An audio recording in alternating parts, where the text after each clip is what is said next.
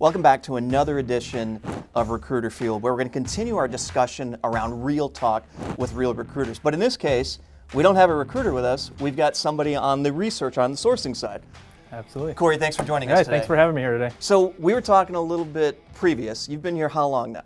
Going to be 4 years this August, so about 3.5 at this point. And describe to the recruiters watching, what exactly do you do now? Well, what I do now, a lot of what I do, in addition to managing a couple of research projects each day, a lot of what I do is the technical aspects of that. So, coaching our researchers, our sourcers, our recruiters, what's out there, how do we use it, and ultimately, how does that yield success on our projects?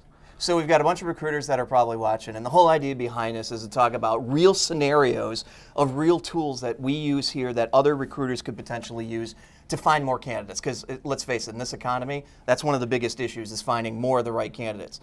So you had a couple of scenarios where we got into some challenges that you had to use some of the technology tools that are out there. Tell me about that. Absolutely, and I don't know if I can speak for all recruiters here, but I know in my experience and our experience, LinkedIn, nobody's favorite. Okay, we just had a couple of people get kicked out of LinkedIn, Yes, and the sourcing groups that are on Facebook, every day I hear it, got kicked out, got kicked out, got kicked out. So what do you do? If there's not LinkedIn, how do you find people? Well, as we like to call it around here, the LinkedIn jail. We have a few ways around it now. We got some people that are serving life sentences at this point. Yep. But a couple ways we've gotten around that.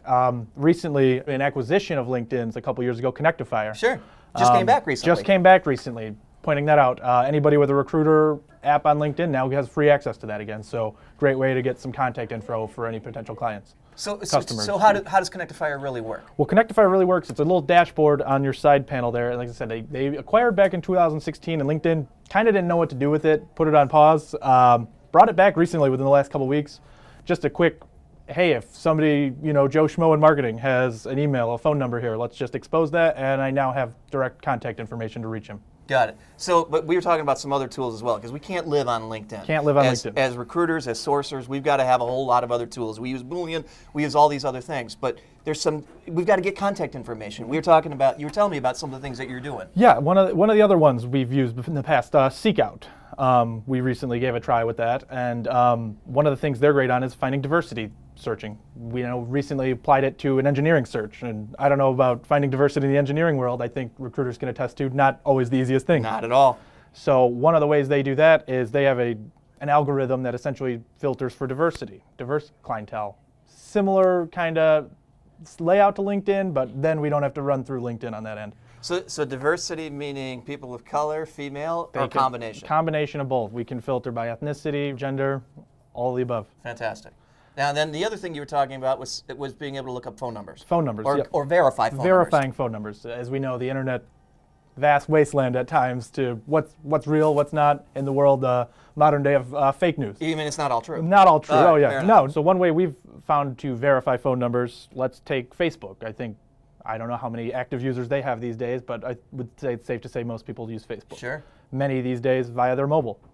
We don't go anywhere without our phones. That's right. So one thing we've done to verify phone numbers we find, no different than say, let me plug Steve Loas into Facebook and try to find his profile. If I find a number online that says, hey, this is Steve's phone number, I'd search that no different than I search your name. And if it's linked to your phone, to your mobile Facebook app, it will pull your profile no different than if I sourced your name. So now you've confirmed that number is at least associated with Steve Lois, whoever Correct. the person is that you're actually looking Absolutely. for. So a couple of unique tricks that you're using currently. Absolutely. Got to find new ways around it. No question about it. Well, I want to make sure that you're back on again, because I'm sure that the recruiters watching are going to want to hear these things. Some they may already know. Others have no clue because they're so focused on filling the roles itself. So thanks for at least filling in here. Hey, thanks for having me. This has been another edition of Recruiter Fuel. We're going to continue this understanding or this process of the real talk with real recruiters and real researchers and sourcers and researchers. Let's not leave them out. Thanks. We'll see you guys next time.